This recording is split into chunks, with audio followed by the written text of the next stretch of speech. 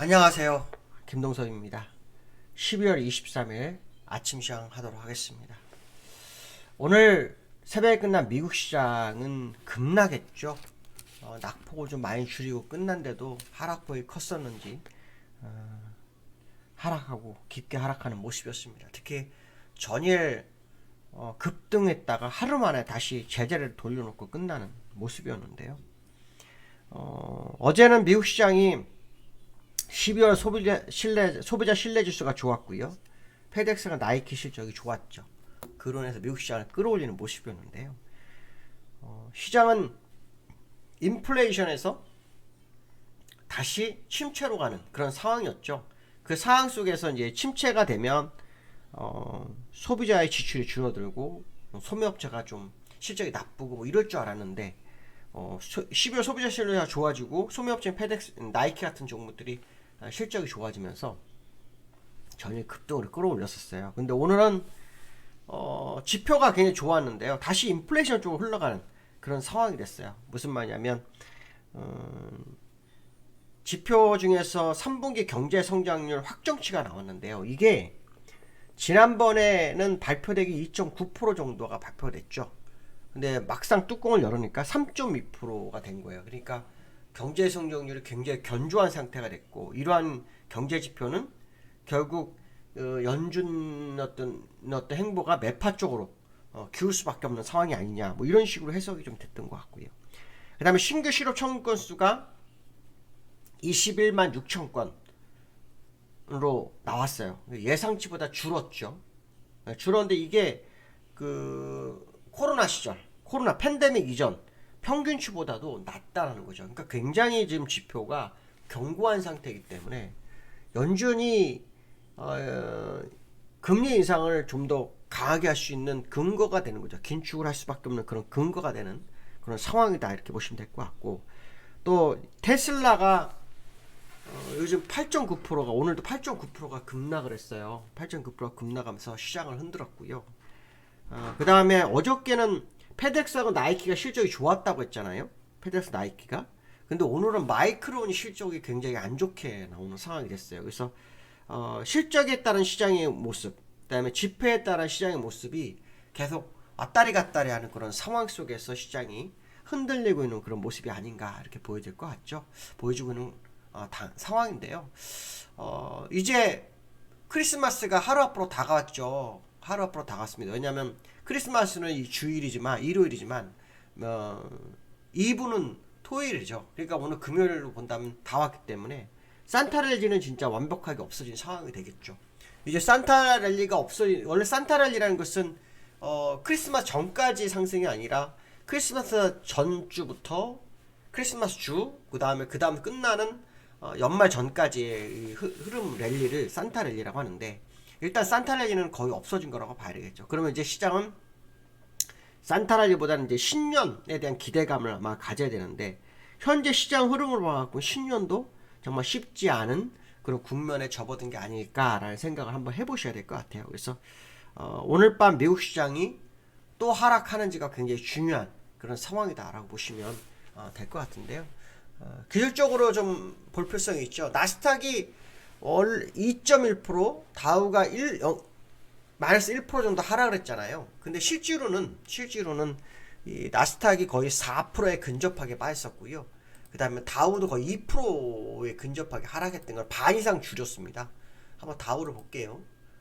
다우를 보시면 다우가 반 이상 줄었죠. 그러니까 얼마 전 저점까지 갔다가 올라왔어요. 근데 다우가 2.4% 정도 하락했다가요, 마이너스 1%로 줄인 거죠. 그러니까 그만큼 낙폭을 줄인 상황이라고 봐야 되겠죠.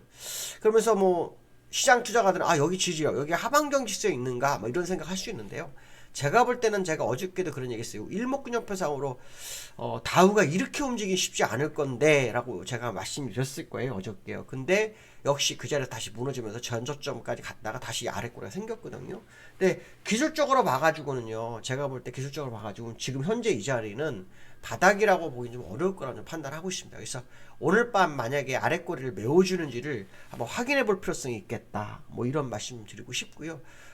그 다음에 두 번째로 나스닥을 좀 볼 필요성이 있죠. 나스닥은 전저점 근처까지 갔었죠. 여기 전저점까지 갔었고, 그 전저점까지는 안 갔지만, 요 전저점, 요 전저까지 갔다가 왔는데요. 장중한 때 3.7% 정도 하락했다가요. 마이너스 2%로 끝났어요. 그러니까 지금 다우나 나스닥이나 얼마 전 저점을 이탈해서 새로운 하락으로 가느냐 마느냐 그런 과정에 있죠. 물론 나스닥은 완전 저점 부분에서 움직이는 거고, 다스닥은 바로 요 이전 저점을 깰까야 된 부분이 좀 완전 저까지 안 왔잖아요. 근데 제가 일목균형표상으로는 주가가 양운을 뚫고 내려온다, 막 그런 얘기를 한번 몇 번 드렸을 거예요. 그래서 양운을 향해서 가고 있는 과정으로 해석하는 게 맞지 않을까라는 생각이 상당히 많이 듭니다. 물론 지금 60일선과 60일선과 90일선이 우상향을 하고 있기 때문에 이게 뭐 강할 거다 생각했지만, 보통 경우 이런 경우에는 무너지는 경우가 굉장히 많았기 때문에요.